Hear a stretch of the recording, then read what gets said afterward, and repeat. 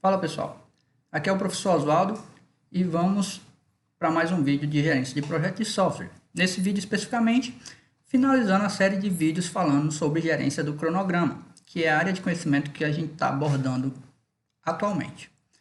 Vale salientar que esses vídeos eles são um material complementar às aulas que eu disponibilizo em PDF lá no Siga. Então, fiquem ligados nisso daí, porque nesses vídeos geralmente nós falamos sobre algumas coisas a mais que não estão lá nos PDFs, porque seria algo que a gente falaria nas aulas presenciais, ok? Então, bora pro vídeo.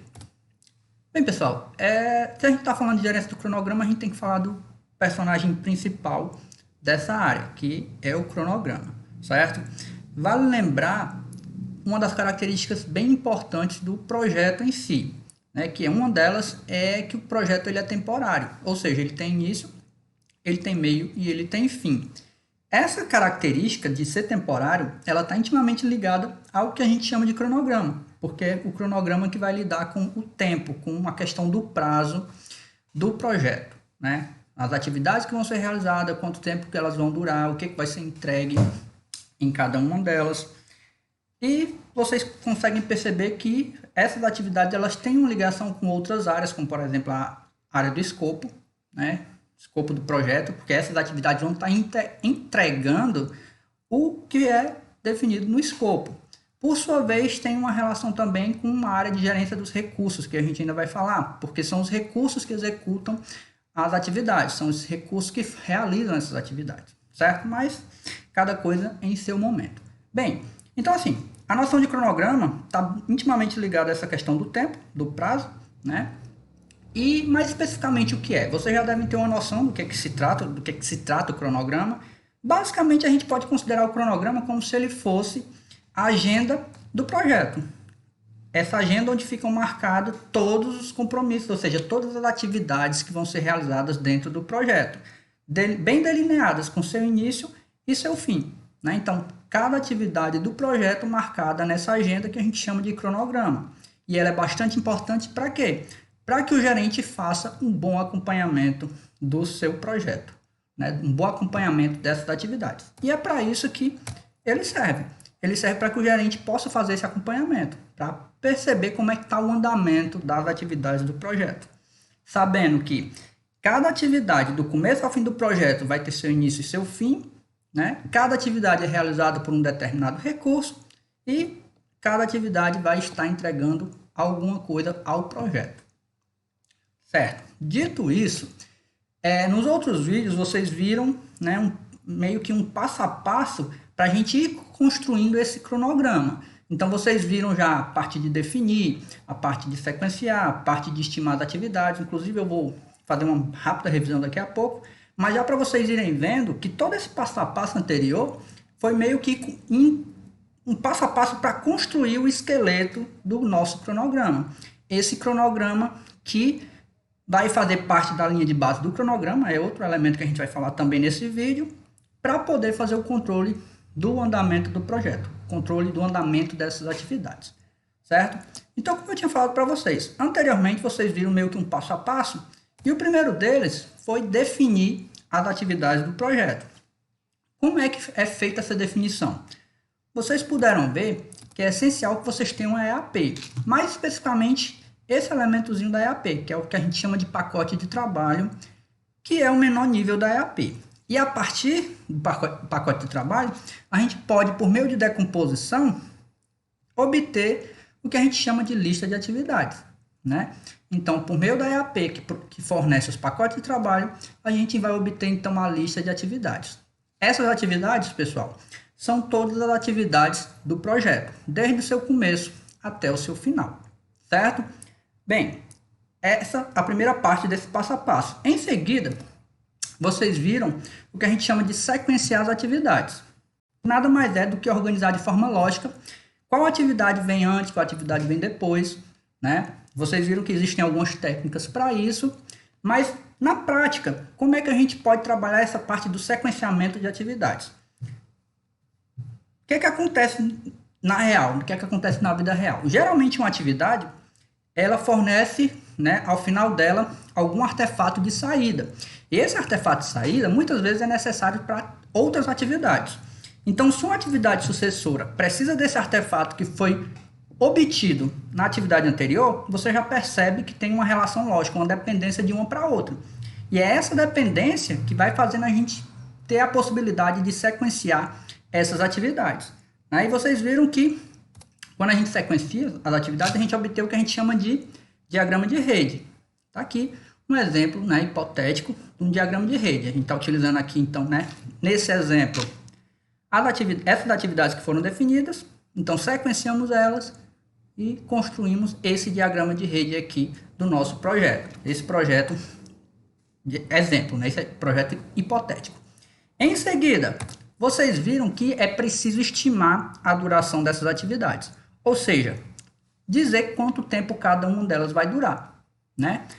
Vocês viram que existem algumas técnicas, né? Algumas são bem usadas. Você pode fazer uma combinação de técnicas, né? Claro que vai depender do seu projeto, né? É importante que vocês tenham sempre em mente isso, pessoal. Quando está lidando com gerência de projeto, depende muito da complexidade do projeto. Vocês vão ver que tem projetos mais complexos que tem um cronograma muito bem detalhado, um cronograma bem grande, né? Um modelo de cronograma até diferente de outros. Mas quando o projeto é mais simples, o cronograma não é tão extenso, né? O diagrama de rede também não é tão extenso assim. Então vai depender muito da complexidade do seu projeto, né? Pois bem, estimar. Estimar nada mais é do que dizer a duração de cada uma das atividades, né? E se você for somando essas atividades, no final das contas, tem que caber dentro do tempo do projeto, né? Nesse exemplo aqui, vamos dizer que cada uma dessas atividades tem essa duração aqui.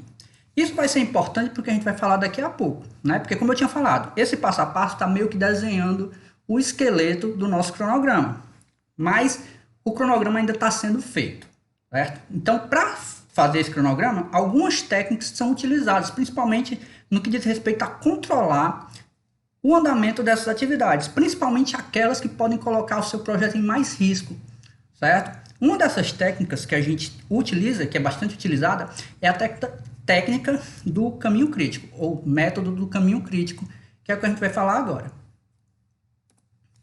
Bem, eu vou utilizar aquele exemplozinho aqui, que a gente já estava utilizando no slide anterior, certo? Nosso caminho aqui, né? Nosso diagrama de rede, né? O tempo de duração de cada uma das atividades. Vamos considerar que essas atividades aqui, esse tempo aqui, a gente está considerando como dias, tá certo? Claro que toda essa questão de tempo, de duração do seu projeto, vai estar estabelecido lá no seu plano de gerenciamento do cronograma. Aqui a gente já está utilizando coisas que foram definidas anteriormente. Bem, aqui tem uma tabelinha onde eu vou mostrar como é que eu obtive essas estimativas. Como vocês já viram em vídeos anteriores, para cada uma delas foi estimado o melhor cenário, o cenário mais provável e o cenário pessimista. Isso daí falando especificamente daquela técnica dos 3 pontos, na estimativa dos 3 pontos. Isso é visto num dos vídeos que foram disponibilizados para vocês e também no material que está lá no Siga, certo? Então aqui a gente tem os 3 cenários possíveis para cada uma dessas atividades.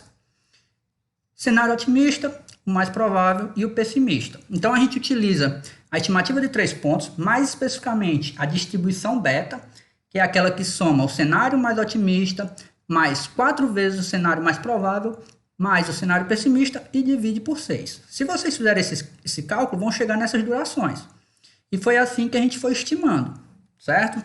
Então já tinha definido, já tinha sequenciado e já tinha estimado essas atividades. O que é feito agora, né, para utilizar a técnica do caminho crítico?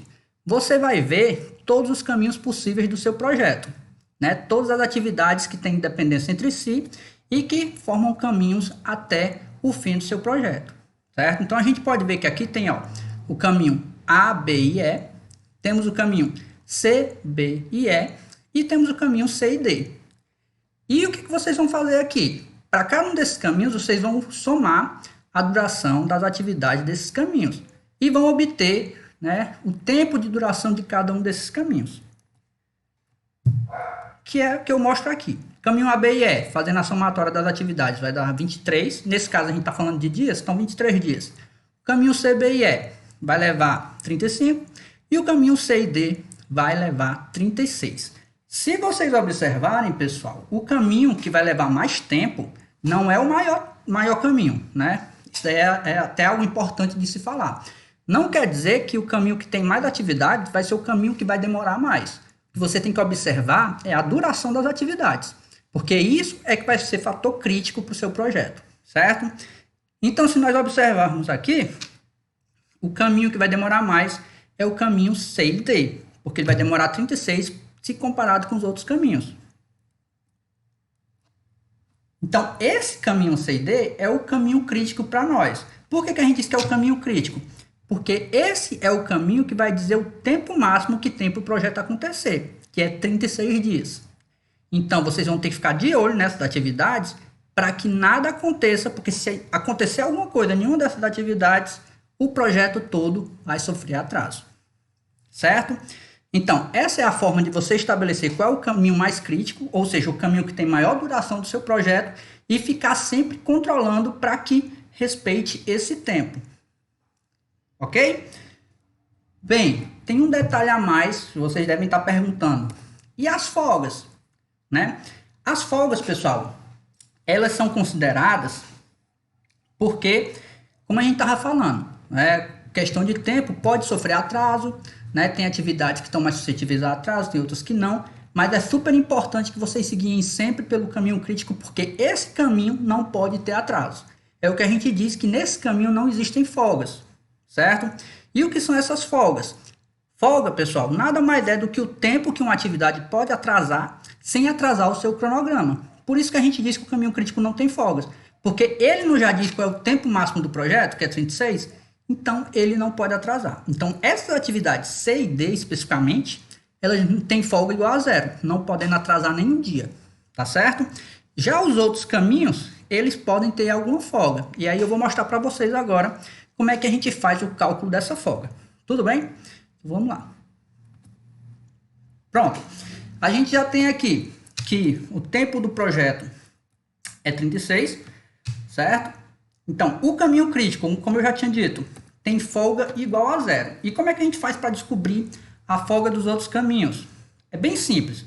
Você tem o caminho crítico e agora vai estar atrás, você procura o segundo maior caminho, né, do seu diagrama de rede. Nesse caso, o segundo maior é o C, B e o E, que tem 35, certo? Caminho crítico 36, C, B e E 35. O que você vai fazer? Você subtrai, né, 35 de 36. 36 menos 35 fica 1. Então, para esse caminho C, B e E, você tem folga igual a 1. Vamos botar aqui. Os caminhos que compõem C, B e E, né, é o C, o B e o E. Ah, professor, mas por que o C não ficou com 1? Porque o C está no caminho crítico. Ele tem folga igual a zero. Essa atividade não pode ter folga. Certo? Então, a gente vai preencher na folga nas outras que podem ter folgas. No caso, B e E. Então, B e E tem um dia de folga. Ah, mas cada uma pode atrasar um dia? Não. Se alguma gastar um dia, você vai observar que de 35 passa para 36 e acaba ficando igual ao caminho crítico. Certo? Então, observem isso daí, isso é um detalhe importante. Próxima folga. Você vai atrás, então, agora do próximo caminho maior, que é o A, B e o E. Certo? O A, B e E, ele tem duração de 23 e você vai fazer aquela mesma lógica. Subtrai 23 de 36, que vai ficar 13. Então, você bota folga 13 para essa atividade. Nesse caso, apenas a A que vai ficar com folga 13, porque as outras, né, já tem a sua folga estabelecida, porque se essas folgas aqui forem sendo utilizadas, o caminho vai aumentar a ponto de chegar no caminho crítico. Tá certo? Um detalhe importante, pessoal, que eu não considerei aqui, é o que a gente chama de início mais cedo, início mais tarde, término mais cedo e término mais tarde.